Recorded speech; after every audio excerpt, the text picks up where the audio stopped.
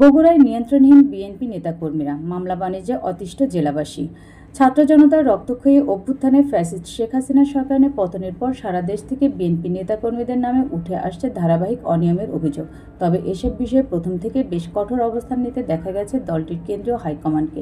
বিভিন্ন অভিযোগে এরই মধ্যে বহিষ্কার ও শোকজ করা হয়েছে কেন্দ্র থেকে শুরু করে জেলা, উপজেলা সহ বিভিন্ন পর্যায়ের নেতাকর্মীদের।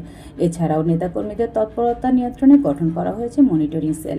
কেন্দ্রের তরফ থেকে এত সব পদক্ষেপের পরেও নিয়ন্ত্রণ করা যাচ্ছে না বগুড়ার বিএনপির নেতাকর্মীদের। গত বছরের 5 আগস্ট আওয়ামী লীগ সরকারের পতনের পর থেকে বগুড়া জেলা জুড়ে বেড়েছে দলটির নেতাকর্মীদের নানা অপকর্মের দৌরাত্ম্য। একই সঙ্গে সিন্ডিকেট করে মামলা বাণিজ্যের কারণে বিএনপির জনপ্রিয়তা হুমকির মুখে পড়ছে। মামলা বাণিজ্য সিন্ডিকেটের মূল হোতা জেলা বিএনপির ভারপ্রাপ্ত সাধারণ সম্পাদক মোশাররফ হোসেন ও শিবগঞ্জ উপজেলা বিএনপির সভাপতি মীর শাহ আলম। নেপথ্যে সমর্থন দিয়ে যাচ্ছে জেলা বিএনপির সভাপতি রেজাউল করিম বাদশা।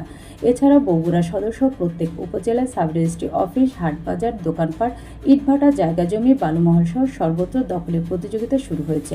এখন পর্যন্ত এসব বিষয়ে দৃশ্যমান কোনো পদক্ষেপ না নেওয়ায় বিএনপির ওপর আস্থা রাখতে পারছে না সাধারণ জনগণ। পাশাপাশি তারেক রহমানের বগুড়ায় বিএনপির মামলা বাণিজ্য, দখল, চাঁদাবাজি অব্যাহত থাকায় দেশজুড়ে নেতিবাচক প্রভাব পড়ছে। এখন সবার দৃষ্টি বিএনপির ভারপ্রাপ্ত চেয়ারম্যান তারেক রহমানের দিকে। তিনি কী সিদ্ধান্ত নেন অভিযুক্তদের বিরুদ্ধে দেখার অপেক্ষায় রয়েছে খোদ বিএনপির নেতাকর্মী, সমর্থক সহ সাধারণ মানুষ। রেজাউল করিম বাদশা, মোশাররফ হোসেন ও মীর শাহ আলমের সকল অপকর্মের তথ্য প্রমাণাদি তারেক রহমানের কাছেও রয়েছে। অভিযুক্তদের বিরুদ্ধে কঠোর ব্যবস্থা গ্রহণ সহ যে কোনো সময় তারেক রহমান জেলা বিএনপির কমিটি ভেঙে দিতে পারে বলে একাধিক সূত্র জানিয়েছে।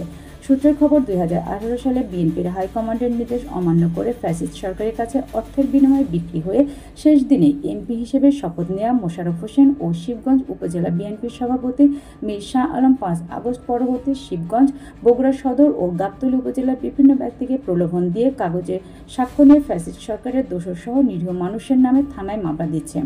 আবার টাকা নিয়ে যোগাযোগ করলে মামলায় আসামির সম্পৃক্ততা নেই মর্মে এফিডেভিট করে দিচ্ছে, যে কারণে বগুড়া জেলা বিএনপি সহ ভারপ্রাপ্ত চেয়ারম্যান তারেক রহমানও সমালোচনার শিকার হচ্ছে।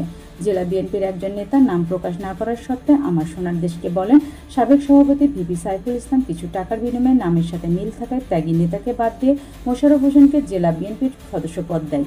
এরপর থেকে হঠাৎ রাজনীতিতে উড়ে এসে জুড়ে বসা মোশাররফ হোসেন বিএনপিকে লিমিটেড কোম্পানিতে পরিণত করেছে, যা নন্দীগ্রাম উপজেলা বিএনপির রাজনীতি দেখলে স্পষ্ট বোঝা যায়। জেলা বিএনপির একজন সাবেক সহসভাপতি দুঃখের সঙ্গে বলেন, বগুড়া বিএনপির ঘাঁটি হলেও আগামী সংসদ নির্বাচনে সংসদীয় 7 আসন ধরে রাখা খুব কঠিন হবে, কারণ জামাতের নেতাকর্মীরা জেলা জুড়ে বিএনপির প্রকাশ্য অপকর্ম সাধারণ জনগণের মাঝে তুলে ধরছে। ফলে দিন দিন বিএনপির জনসমর্থন কমে যাচ্ছে। দলীয় হাইকমান্ড দ্রুত সিদ্ধান্ত নিতে ব্যর্থ হলে বগুড়ায় বিএনপির অতীত ঐতিহ্য বিলীন হবার শঙ্কা রয়েছে বলে তিনি মত প্রকাশ করেন। ডেস্ক রিপোর্ট, আশিকা তন্নি, ডিজিটাল ডেস্ক, আমার সোনার দেশ।